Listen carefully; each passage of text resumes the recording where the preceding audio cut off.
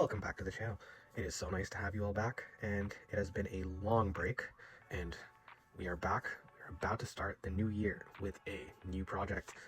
As you may know, we have enjoyed our time with our E36 and have spent majority of the last year or so with that car. We've had so much fun with it, and it's definitely been a huge part of our channel. Fortunately, we did have the opportunity to sell the car. It was a bit of a bittersweet moment, but sometimes when the price is right, the price is right.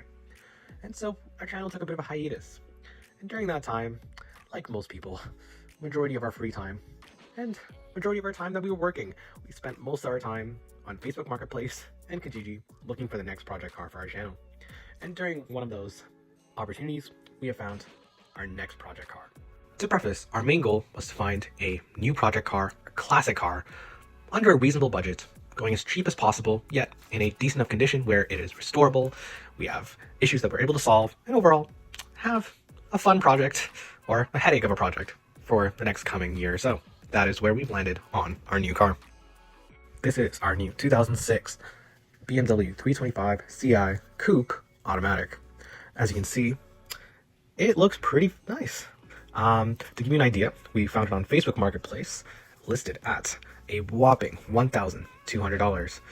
And the first thought we had was, it's a bit too steep for our project budget. However, the color, the build, overall on photos seem pretty nice. Now, the main things that stuck out obviously is that it is bone stock, and we love bone stock cars because you just never know what the previous owner's done to it, and you want to have a level of confidence when you go into a build. And so, as you can see, this car is fully factory with the M package, with the M-Tech package, specifically with the body kits. As you go through, you'll be able to see that you have the M-Tech body kits in the front bumper, rear bumper, side skirts, the M steering wheel. But overall, the color itself is very interesting. It is a BMW factory sparkling graphite metallic. Now, as you can see, it's pretty stock. It's a pro and it's a bit of a con. Now, going into it, you can definitely see some blemishes, to say the least. Now, from our initial assessments, there's a decent amount of work needed to be done on the body panels itself. We're definitely not going to be keeping the stock wheels, and they're a bit too small for us as they are the 17-inch. But you know what? Let's take one step at a time. As you can see on certain parts of the car, apart from some surface rust, which isn't all too concerning, but there is a decent amount. As far as the interior goes, it's not that bad. Seats are pretty salvageable. They're not bad at all. Minor blemishes. Door cards are a bit rougher at the bottom, but completely manageable. As far as missing trim pieces and interior pieces, there are a decent amount. A couple switches here and there, like the emergency lights. One of the window switches definitely needs to get replaced. There is a trim piece for the headliner near the back that is missing.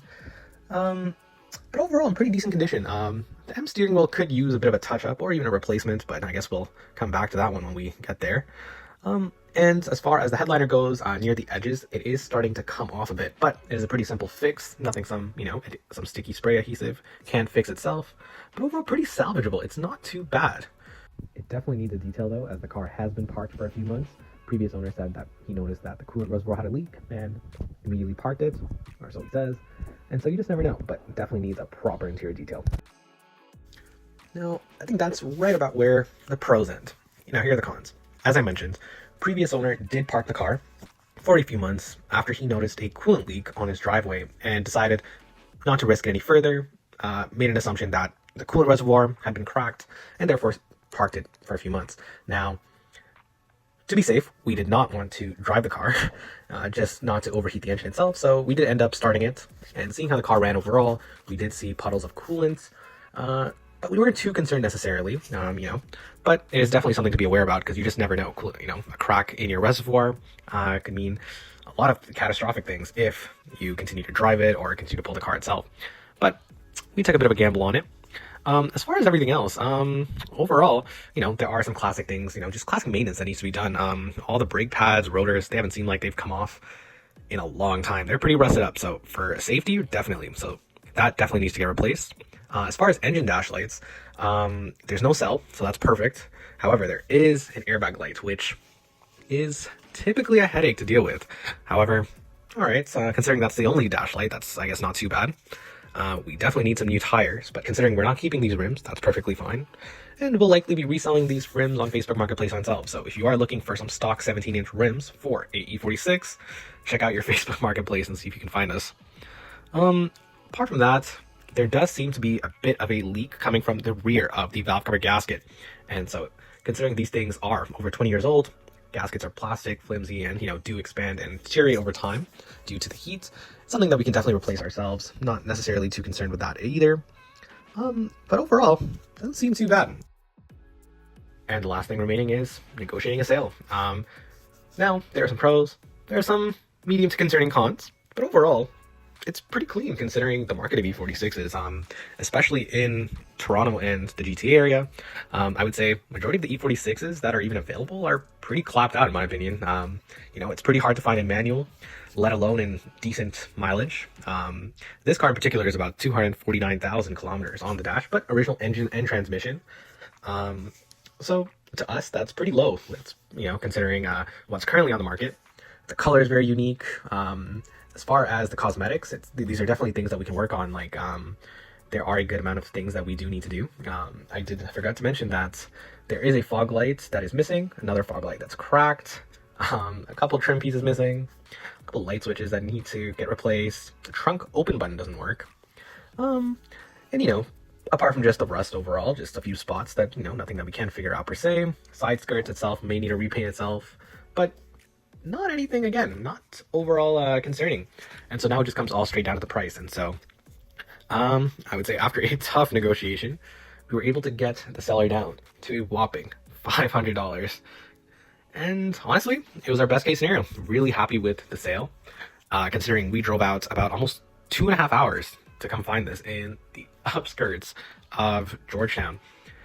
Finally, after the sale was done, we popped it on our U-Haul rental and we drove it all the way back down to Toronto and got it back down to our shop. And so we can see the damage extensively. After a brutal 2.5 hour drive all the way back to Toronto, we got the car up on a hoist. And I gotta tell you, it was a bit rough considering we had to jumpstart this a few times that day. But that's okay, nothing new battery can replace. But after inspection, honestly, underbody's pretty clean. Not any rots, nothing like that. Jack points are solid. A little bit of surface rust, but overall pretty clean for, a car over 20 years old. Again, the work is definitely cut out for us in terms of, where we need the car at. And considering winter is coming, but definitely things that are very doable. Again, seller was very fair. Considering the condition of the car was, made a fair negotiation, and we think we got ourselves a pretty decent deal for what we paid for.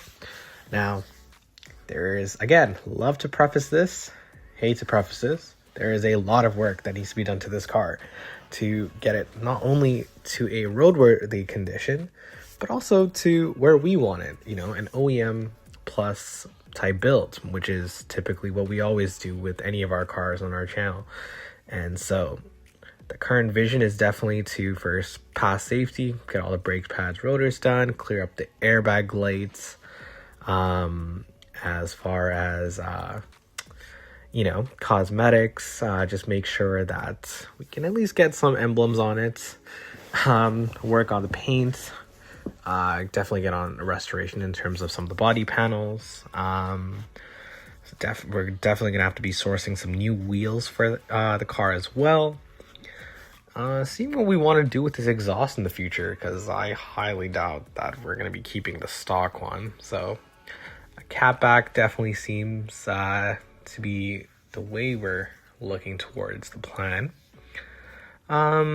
A lot of interior pieces to source, so I believe Facebook Marketplace and Kijiji are going to be our greatest bets, as part outs are essentially how we thrive for most of our projects.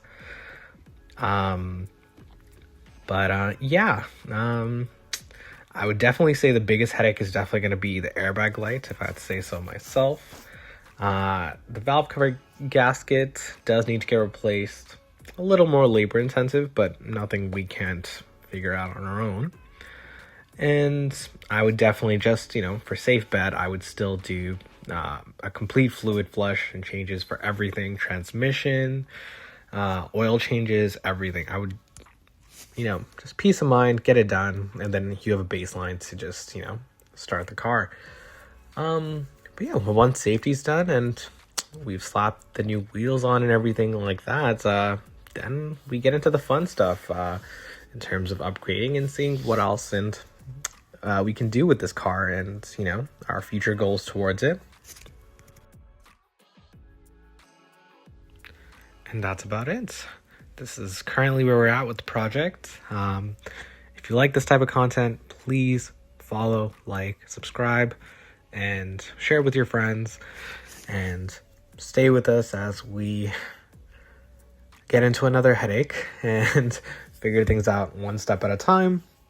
And as always, content will be uploaded every week, and we'll try to get better at the consistency. So, again, we'd just like to thank you for supporting us, and we'll see you next week.